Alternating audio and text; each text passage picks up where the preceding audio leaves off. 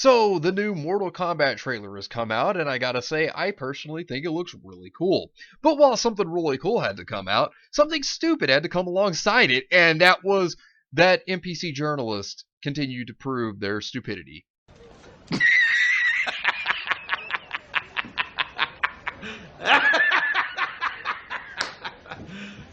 Hey, what is going on, everybody? How are you all doing today? I hope you all are having a wonderful and fantastic day today, and if not, hopefully you all will have it better tomorrow. So, we have it to where, yet again, the Puritan media just... they just go to show how stupid they are. And I gotta say, this article is just riddled with just the gold mine of stupidity from these clowns.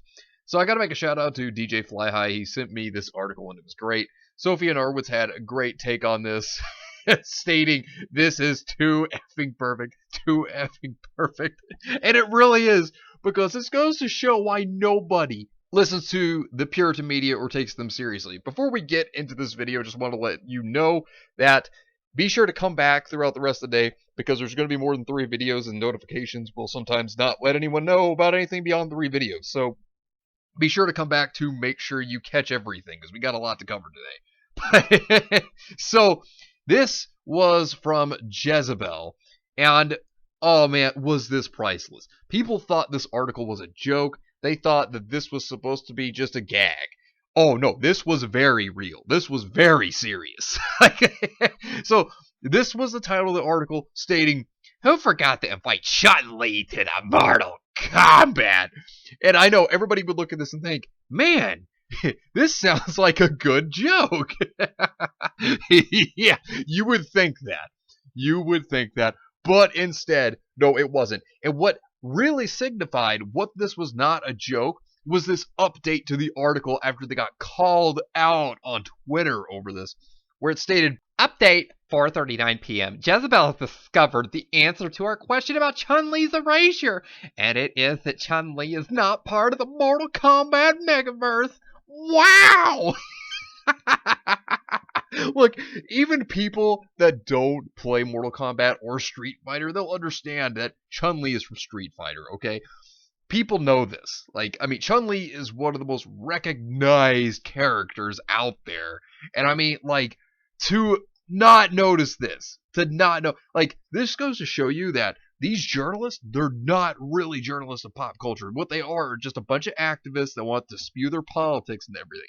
And this article is so ridiculous. So we're going to go into this, and I'm going to show you how ridiculous this is. Cinema is back, baby, in a big way. Forget the amateur films of award season where 2 people stand at the edge of a cliff somewhere in Great Britain, pinning it for each other, but never finding a way to make their relationship work. There is a new Mortal Kombat hitting HBO Max, and life is fucking good.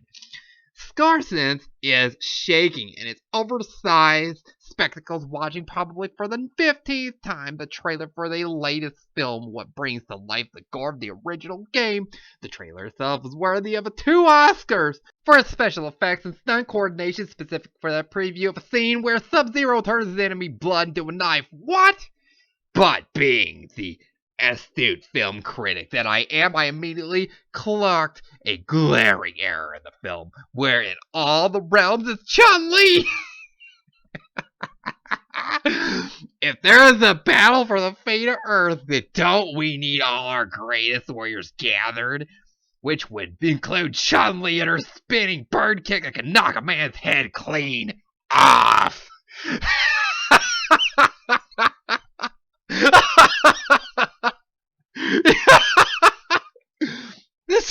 This right here tells you, these are not actual fans of video games. They aren't. They don't know what they're talking about. You can clearly see it right here. See, this is why nobody takes these game journalists seriously. Nobody. This is why Polygon, Kotaku, and multiple sites, IGN, sites like these, nobody takes them seriously because they're not real gamers. You know, they try to say that we're the voice of the gamers. No, they're not. They are far from it. In fact, all they want to do is spew their activism and agendas into video games. This is what's been a big issue. It's been going on with video games. It's been a big issue. It's been going on with comics. And they're trying to obviously bust their way into anime. But this is so bad. Goes to show you they have no idea what they're talking about. No idea at all whatsoever. And this is peak stupidity right here, people. Peak clown world. Oh, man. Sounds like a pretty big plot hole to me that the ultimate street fight is supposed to be won by a ragtag team held by Sonya Blade. No offense to the Sonya fans.